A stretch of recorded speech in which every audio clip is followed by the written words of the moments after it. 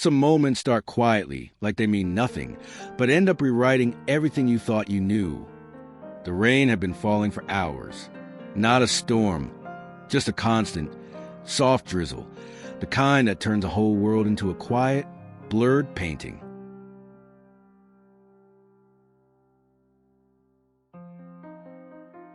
From my bed, I could see the street lamp outside, its light fractured into golden streaks by the drops clinging to my window. The air smelled faintly of damp earth and warm fabric. Inside, the only sound was a faint hum of my desk fan and the distant clink of dishes from the kitchen. I knew that sound by heart. I'd known him by heart for years. Ethan, 23, tall, lean, with that easy smile that made you forget how to breathe. We'd been inseparable since high school, from shared homework to late-night drives to places we never had a reason to go. He was the kind of friend who could make an ordinary moment feel different. And tonight, he was about to prove it again. The kitchen went quiet. No more clinking. Just the muffled sound of his bare feet crossing the hallway. When he appeared in my doorway, it was like the room noticed before I did. The light from the lamp caught in his hair, messy from the rain earlier. His hoodie hung loose on him, sleeves pushed halfway up his forearms, and his eyes, soft but focused, stayed on me. "It's cold tonight," he said. Not as small talk, more like a suggestion. I pulled my blanket tighter around me, trying to sound casual. "Yeah, it is." He didn't move at first, just leaned on the doorframe, one shoulder pressed to the wood, watching me like he was thinking something over. And then, "Let's just cuddle." The words landed heavier than I expected. Simple, almost playful, but my chest tightened anyway. We'd sat close before. We'd fallen asleep in the same room, but never like that. I hesitated just long enough for him to notice. His mouth curved into the faintest smirk, the kind that wasn't really teasing, more like he was daring me to say no. So I shifted over, making space. The mattress dipped as he walked toward me, each step deliberate, unhurried, like he was giving me time to change my mind. When he sat down, the bed tilted slightly toward him. His knee brushed mine, just a faint touch, but it sent a quiet spark through me. "Move over," he murmured, though I already had. The first second his body pressed against mine, I felt it, the warmth, the solid weight of his arms sliding around my waist, pulling me just close enough that I could feel the rise and fall of his breathing. I laughed lightly, tried to cover the rush in my chest. "You're warm. You're freezing," he replied, his voice low, softer than I was used to hearing from him. The smell of his cologne was faint now, just a ghost of something warm and clean, mixed with the scent of rain still clinging to his hair. My cheek rested against his chest, and under my ear his heartbeat, slow at first, measured. We didn't talk for a while. The rain filled the silence, steady, almost hypnotic. Every so often, his fingers shifted slightly against my side, a subtle adjustment that made me aware of exactly how close we were. And then something changed. His breathing deepened. Not fast, just heavier. Like each inhale pulled me in a little more. I tilted my head to look at him. His eyes were half closed, jaw relaxed, lips slightly parted. But the way he held me now, it wasn't loose anymore. It was secure, firm. "Ethan," I whispered, my voice almost lost in the sound of the rain. He didn't answer right away. Just tightened his arm around me, slow, deliberate, enough to send a message without a single word. The air in the room felt warmer now, heavier. I wasn't sure if it was him or me or both. I could feel the shape of his breath against my hair, could hear the faint sound of it in my ear. Every time he exhaled, a quiet shiver ran down my spine. I stayed still, partly because I didn't want to break the moment, partly because I wasn't sure what would happen if I did. My heart was pounding, not in panic, but in anticipation. And somewhere, buried in the back of my mind, was a question I didn't want to say out loud. What if this isn't just cuddling anymore? Minutes passed like that. Or maybe they were seconds. I couldn't tell.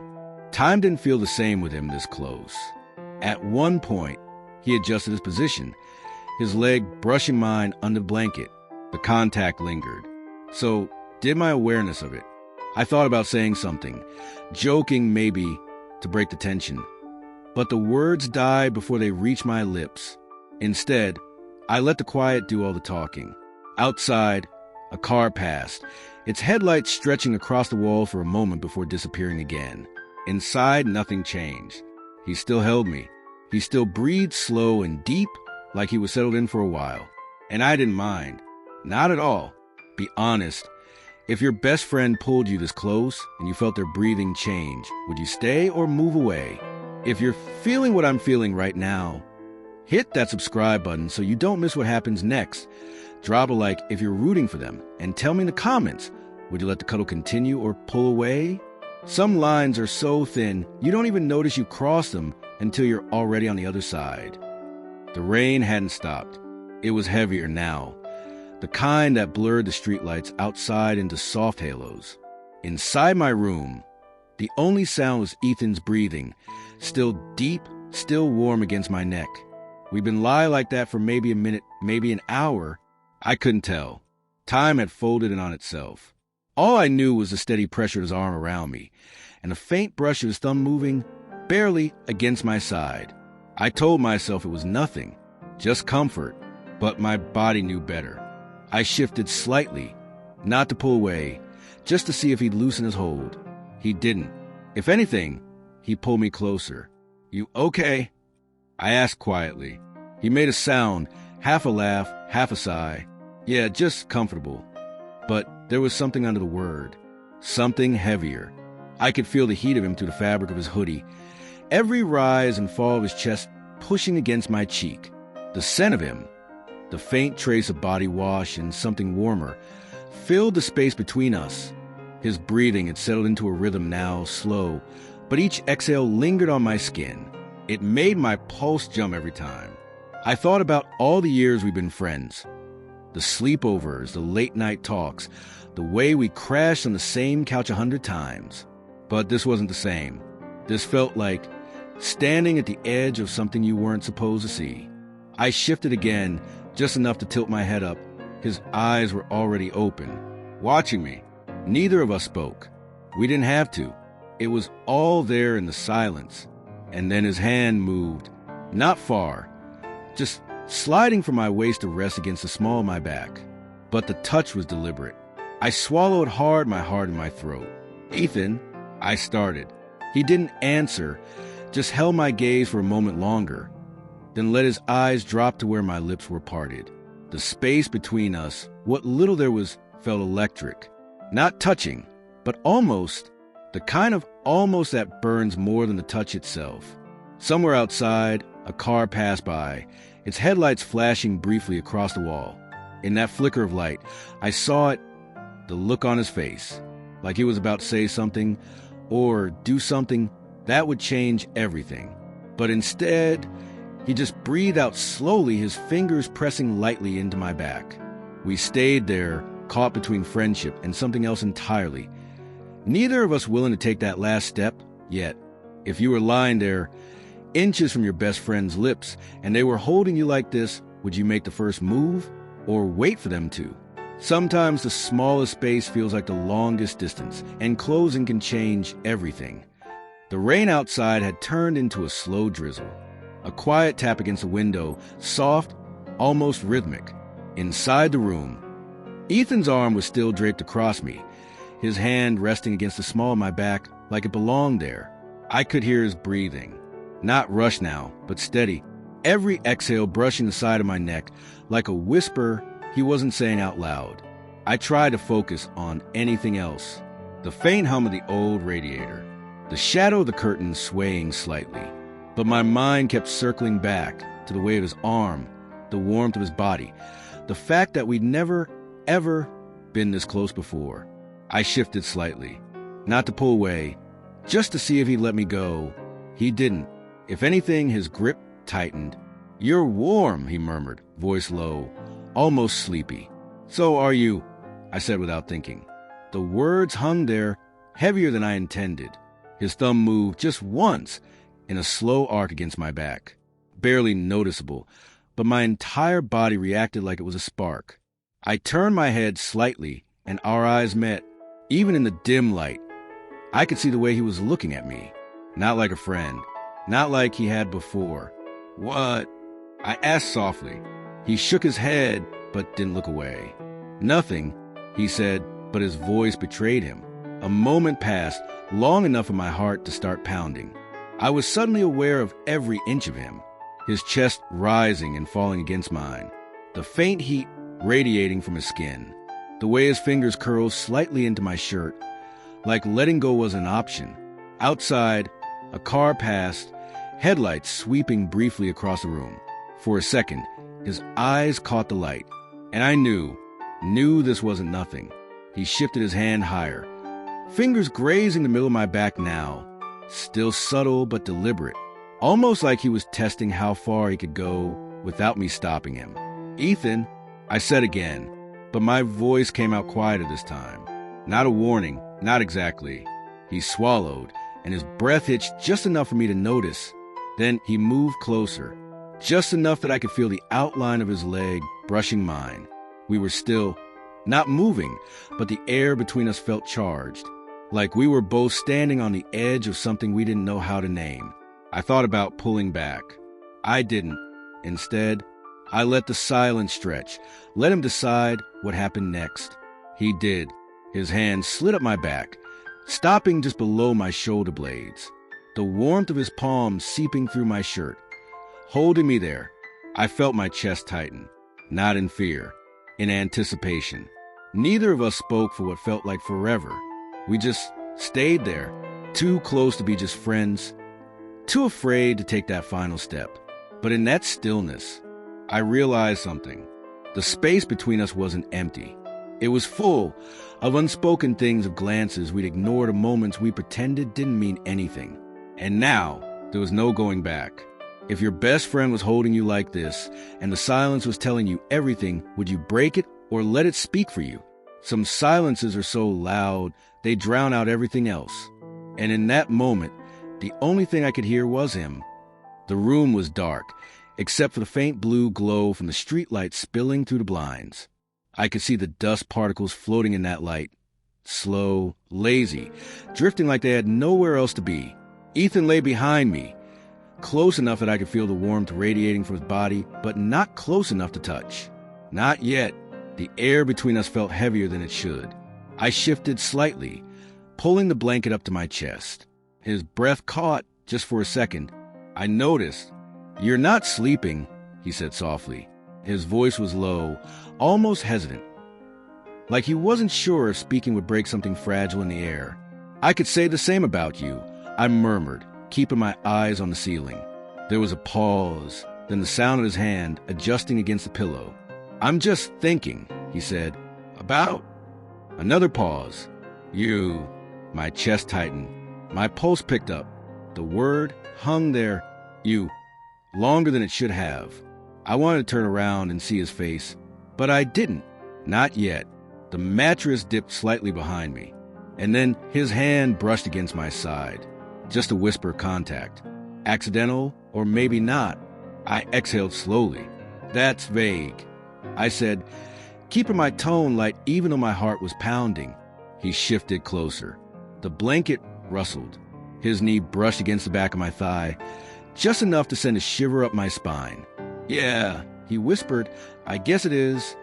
We stayed like that, breathing. His breaths were slower now, deeper, almost deliberate. I could feel the rise and fall of his chest against my back. That space between our bodies was shrinking, and I didn't know if it was me moving toward him or him toward me. Maybe both. "Ethan," I started, but my voice came out quieter than I expected. "Yeah." I hesitated. "Nothing," I whispered, because saying what I wanted to say would change everything. The silence returned. But this time it wasn't empty. It was full of the things we weren't saying, full of the things we might never say. I closed my eyes, listening. His breathing was steady now, calm, but every now and then there was a subtle shift, like he was holding it in for just a moment too long. And in that faint rhythm, I felt it. He was just as awake as I was. Suddenly, his hand slid, slow, careful, onto my waist. My breath caught. He didn't move it any further, just let it rest there. The weight of it was grounding, dangerously comforting. "You okay?" he asked softly. His voice was closer now, right by my ear. "Yeah," I said, though it didn't sound convincing even to me. "You don't sound okay." I opened my eyes, still facing away from him. "I'm fine," I whispered. Really, but the truth was, I wasn't fine. I was on the edge of something I didn't understand, and I didn't know if I wanted to step back or fall in. His thumb moved slightly, tracing the hem of my shirt, a slow, absent motion. It shouldn't have meant anything, but my body reacted anyway.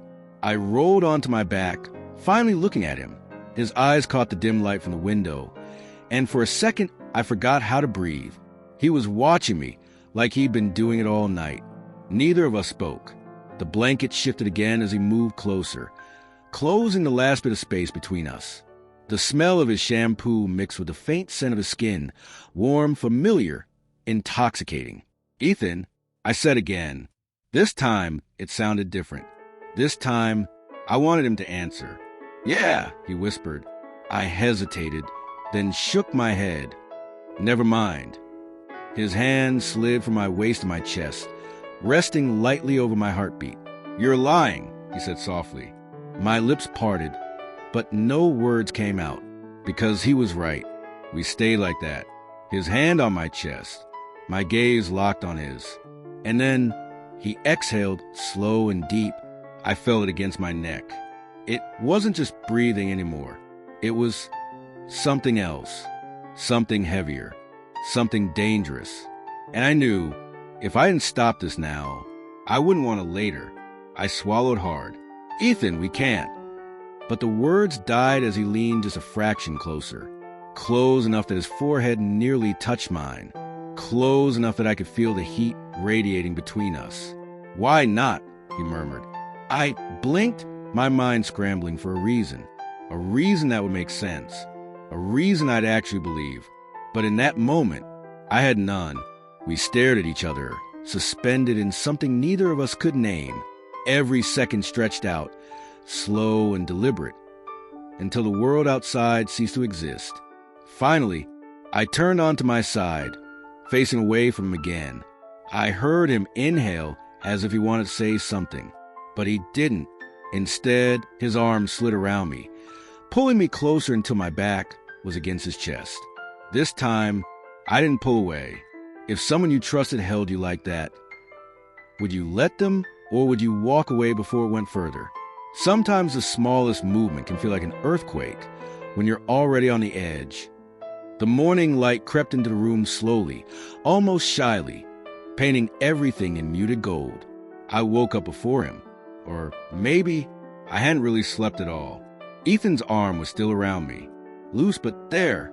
His hand rested on my stomach, warm against the thin fabric of my t-shirt. Every so often, his fingers would twitch slightly, like even in sleep, he wasn't ready to let go. I stared at the ceiling for a long time. The sound of his breathing was steady, deep. My own was anything but. I thought about moving his arm away, about quietly getting up, pretending nothing happened. But I didn't. Instead, I stayed there, because part of me wanted to know what it felt like to be held like that, without the weight of what it might mean. Finally, he stirred.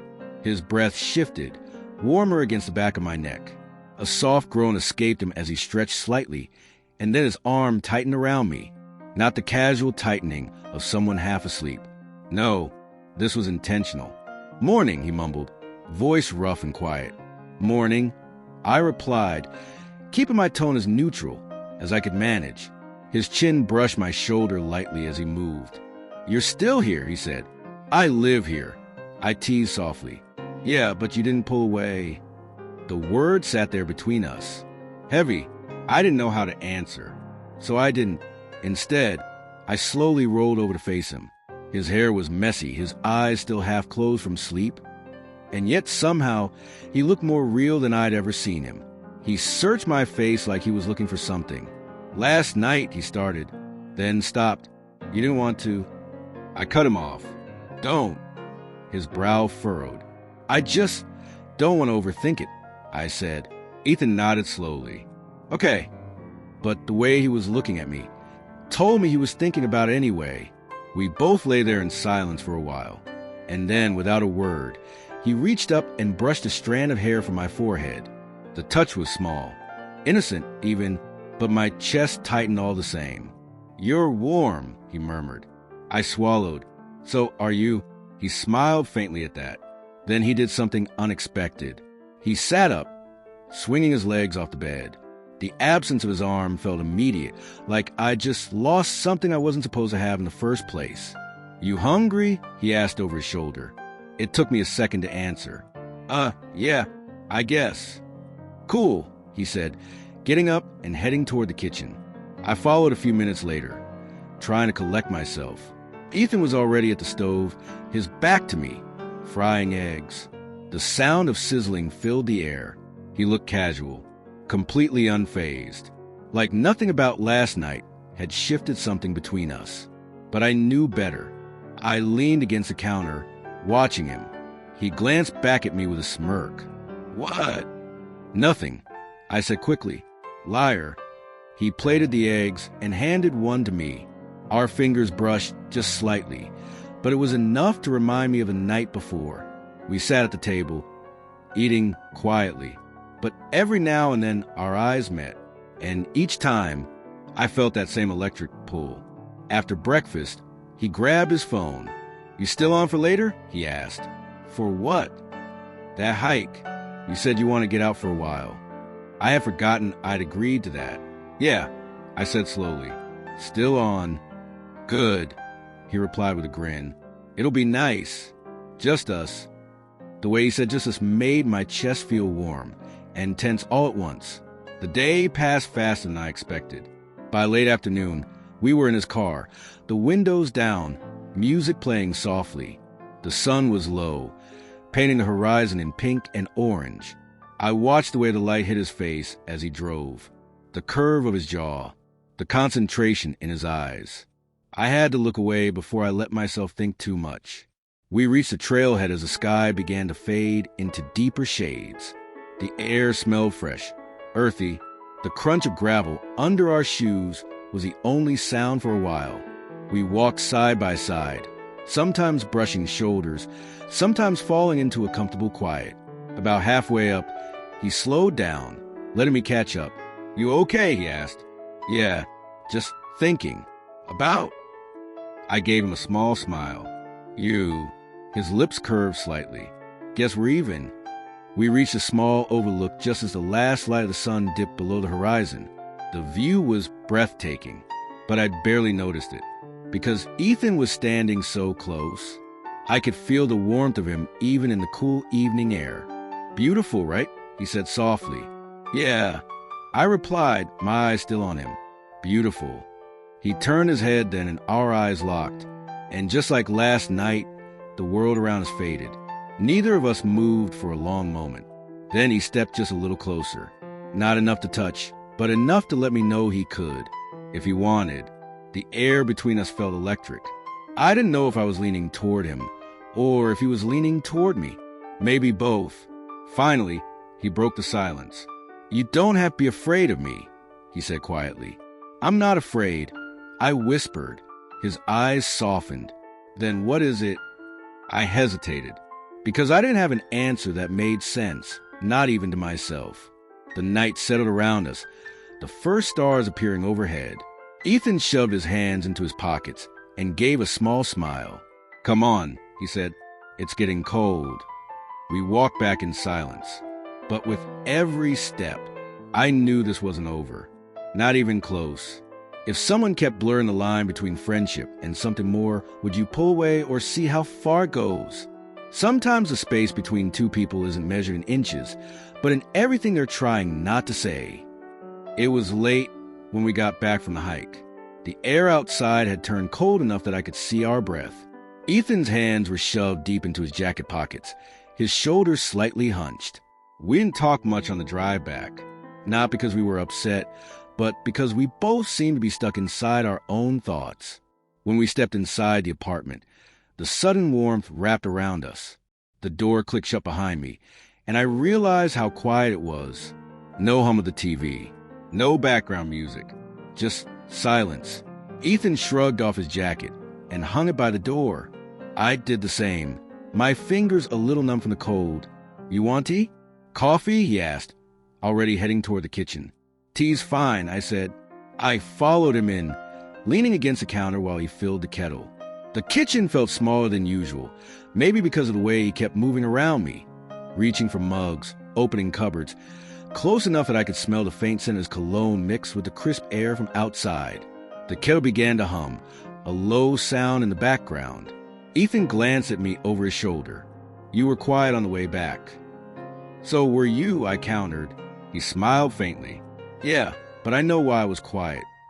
My brow furrowed. "And why is that?" He didn't answer right away, just poured the hot water into our mugs, the steam curling between us. Finally, he said softly, because I didn't want to say something I couldn't take back. My pulse jumped. "And what would that have been?" I asked, my voice quieter than I intended. He slid one mug toward me. "Doesn't matter now." We both sipped our tea. The steam fogged my glasses briefly, and I took them off, wiping them with the edge of my shirt. When I put them back on, Ethan was watching me, not in a casual way, in a way that felt like he was memorizing something. "You're doing it again," I said. "Doing what?" "Looking at me like that." He smirked slightly. "Maybe I just like looking at you." The comment hit me harder than I expected. I covered it with a laugh. "You're ridiculous." "Maybe." We finished our tea in near silence, though the air between us felt heavier with every passing second. When I moved to put my mug in the sink, he stepped in at the same time. Our shoulders brushed, just enough for me to feel the solid warmth of him. Neither of us moved right away. It was him who finally shifted, stepping aside to let me pass. But his hand stayed on my arm a second too long.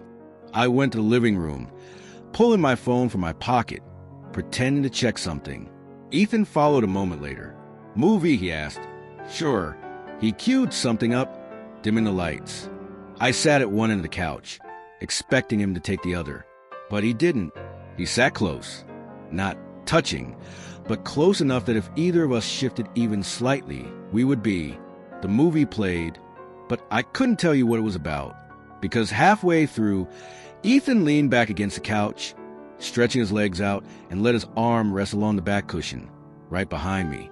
His fingers were inches from my shoulder. It was nothing. It was everything. I told myself to focus on the screen, to not read into it. But then, I felt the faintest touch, just the tips of his fingers brushing my shoulder. I turned to look at him. He didn't move his hand. Instead, he met my gaze, his expression unreadable. "You're tense," he said softly. "Wonder why?" I muttered. That made him smile just slightly. "You could relax, you know. That's not as easy as you think." The silence that followed wasn't awkward, it was thick, loaded. The only sound was a low dialogue from the TV. And then, without asking, he shifted closer, his thigh pressed lightly against mine. "Better?" he asked, almost teasing. I wanted to say yes, or no, or something clever, but my brain felt scrambled. I turned back to the TV, pretending to watch, but I could feel him watching me again. Minutes passed, and then he did it. He reached down, gently taking my wrist in his hand. Not hard, just enough to guide it slowly onto his leg. My breath caught. "Ethan!" "Sure," he murmured. I didn't move my hand, because the truth was, I didn't want to. The movie ended, but neither of us got up right away. The credits rolled. His hand was still over mine. Finally, he broke the silence. "You ever think about it?" "About what?" I asked, though I already knew. "This," he said, his thumb brushing over my skin. My chest felt tight. "Sometimes." "Yeah," he said quietly. "Me too." We sat there, the glow of the screen washing over us. And for the first time, I didn't want to move. If you were in my place, would you pull away before it went further, or see where it leads? Some lines aren't crossed in one bold step. They're crossed in 100 tiny ones you barely notice, until there's no line left at all. We didn't talk for the rest of the night. Not about that moment. Not about the way his hand had stayed over mine for almost an hour after the movie ended. Ethan eventually got up, stretched, and said, "It's late. You should probably crash here instead of driving." I nodded, pretending like I hadn't been hoping he'd say that. The guest room wasn't ready. It never was. Which meant, "You can take my bed," he said casually, but there was the faintest flicker of something in his eyes. "What about you?" I asked. "I'll figure out." I knew what figure out meant. The couch. But somehow, I didn't like that idea. "You don't have to," I said. "It's your bed." He shrugged, looking at me for a long moment before saying, "We could share." It was so quiet after those words that I could hear the faint hum of the fridge from the kitchen. "Share?" I repeated, just to be sure I'd heard right. "Yeah," he said, like it was nothing. "It's not a big deal." Except it was, at least to me. He led the way down the hall, the soft creak of the floor under our steps. When we got to his room, I noticed the bed wasn't massive, not small, but definitely not the kind of bed where two people could sleep without touching. Ethan pulled back the covers. "You want the wall side or the edge?" I hesitated. "Edge." He smiled faintly. "Thought so." I slid in first. The sheets were warm, probably from a heated blanket he always used in winter. He climbed in next, the mattress dipping slightly under his weight, and suddenly, every inch of space between us felt deliberate. We both lay on our backs at first, not looking at each other, not saying anything. Minutes passed. I thought maybe he'd fall asleep, but then I heard him shift. The faint rustle of sheets, the warmth of his body inching closer, until I could feel his arm brushing mine. "Cold?" he asked quietly. "A little," I admitted. "Come here." It wasn't a question. It was soft but certain. I turned slightly toward him, and that's when I felt it. His arm sliding around my waist, his chest pressing lightly against my back. The heat of him was instant, and so was the sound of his breathing, slow at first, then not so slow. My own breath caught. "Ethan, this is close." He let out a soft laugh, the vibration of it against my spine. "Yeah, it is." We stayed like that for a long time, but I couldn't ignore the way his fingers traced, just barely along my side, like he was thinking about something, but not saying it. At one point, his hand stilled, and then he pulled me a little closer, so close that I could feel his breath on the back of my neck. That's when it changed. His breathing, it wasn't steady anymore. It was heavier, like each inhale was something he had to think about, control. I swallowed hard. "You okay?" I whispered. "Yeah," he said quickly, but it didn't sound convincing. The seconds stretched. The air between us felt thicker. My heart was racing now, and I knew that if I turned around, things would be different. "Ethan, what are we doing?" He didn't answer right away.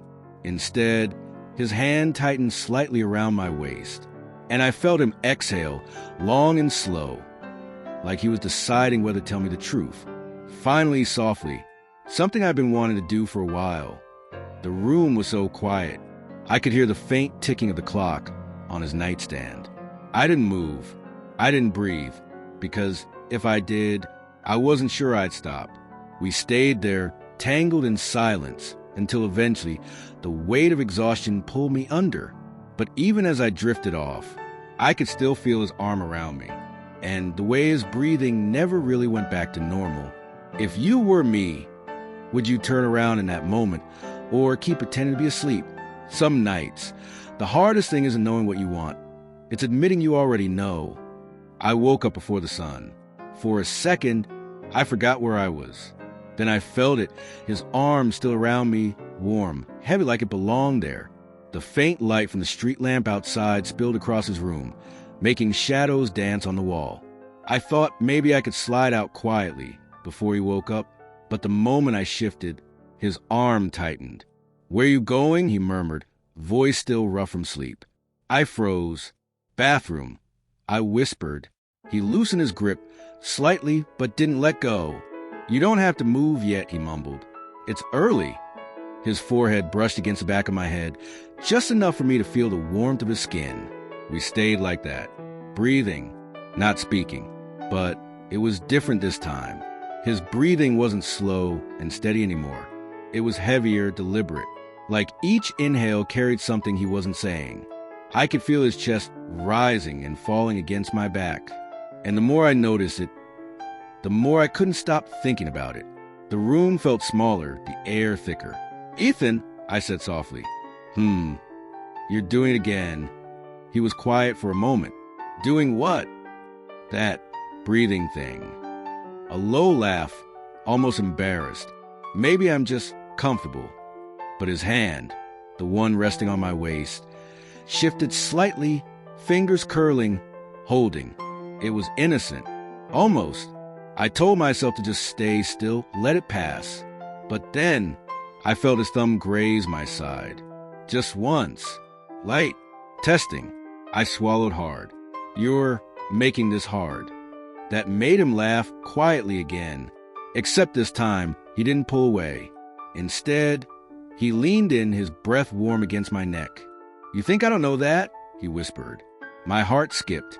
I didn't move. Couldn't move. Because if I turned to face him, there would be no going back. Seconds dragged. The quiet hum of the heater, the faint ticking of the clock, and his hand still there. Finally, I rolled over. Slowly. The shift brought us face to face. And I swear it felt like the air between us cracked. His eyes, they weren't sleepy anymore. They were locked on mine, searching, waiting.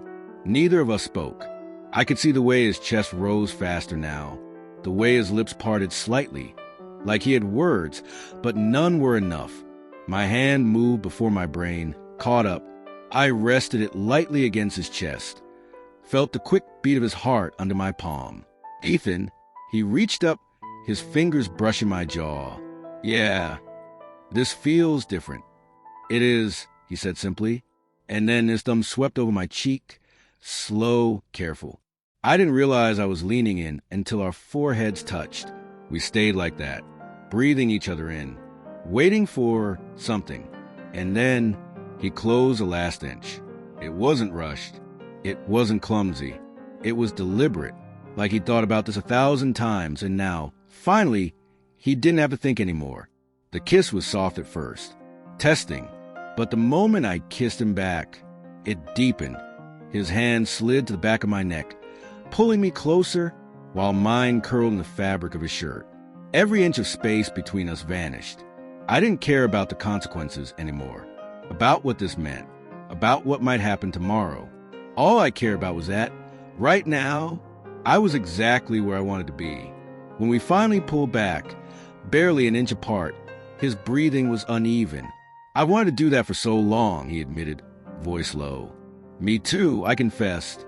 That made him smile, just a little, but enough for me to see relief flicker in his eyes. We didn't move away, didn't roll back to our own sides of the bed. Instead, he pulled me in again, holding me like he wasn't planning to let go. And maybe neither was I. We didn't talk about it right then, didn't make promises, didn't label it. But as I drifted back to sleep in his arms, I knew we couldn't pretend anymore. Have you ever had a moment where everything changed in just one night? What did you do next?